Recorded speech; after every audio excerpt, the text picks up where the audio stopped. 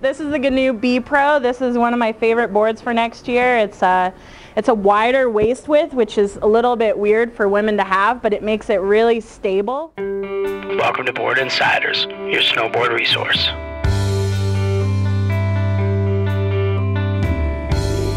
Thinking about the old days leaving. Hi, I'm Colleen, and I rode the GNU bpro 152 today, and I loved it. The bpro almost got an A+.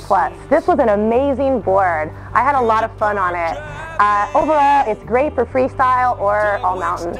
I had such a great time on this board, probably some of the best runs that I've ever had. Granted, it is a powder day, but this board really holds up well in the powder. It also holds up well on ice. There were some icy spots, and I was able to traverse across those without even sliding down. I loved it. Like, I would ride this and have this as my Freeride POW board. Even at a 152, I didn't feel like I was working too hard to stay afloat in the snow or anything like that. Anyone who wants to have fun should buy this board. It is so much fun, so playful, has a ton of life to it. It has the double camber, so it goes up and then comes back down at the nose and tail. And that's the first thing you notice when you step on the board. It definitely feels different, but you don't really have to get used to it. It's just a lot of fun. On a local team. What should have taken her? It holds an edge really well because of the magnet traction on the side. I really enjoyed that. Really easy to turn, makes sharp turns when you want it to, and you can make nice wide turns when you want it to.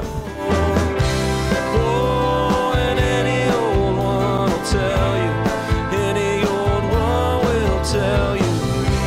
Oh, and any... In terms of turning and engaging or unengaging turns, it's a little bit slower, but if you go for it, because of the magnet traction, you're not going to slip out, you're not going to do anything, so you just kind of have to go for it and it'll be good.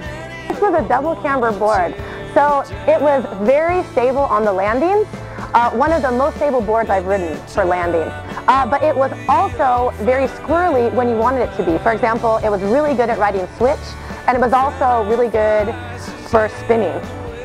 Off of jumps, it lands really well, and with the magnet traction as well, you're not going to slip out or catching your edges, and it's really, really stable in terms of landing. It's super stable, it spins super easy, it does charge the jumps, and it pops off the jumps great. This is a very light board. It's very light, very poppy, very playful. Super fun, super playful, poppy. For 52, it still floated pretty well and pretty deep POW.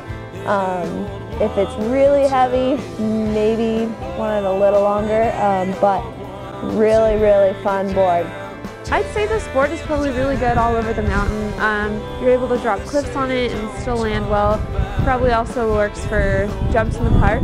The bad, it just feels, there's a sluggish feel to it, and it feels maybe a little too wide for edge-to-edge turning, quick turning, and maybe a little bit too stiff for all mountain like powder riding. This board is not that stable when riding at high speeds in a straight line. It just is a little unstable.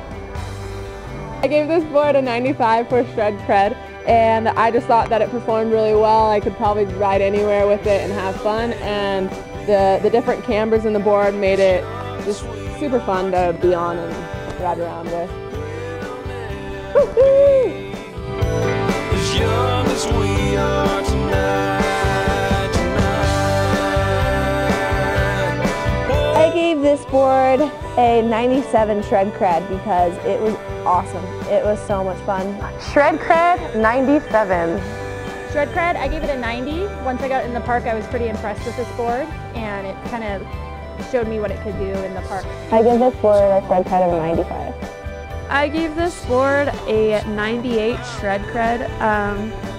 Mostly, I would have given it 100, but I didn't try it on rails or boxes, so I loved this board, and I would recommend it to anyone who's like an intermediate to advanced rider, just looking to ride the mountain.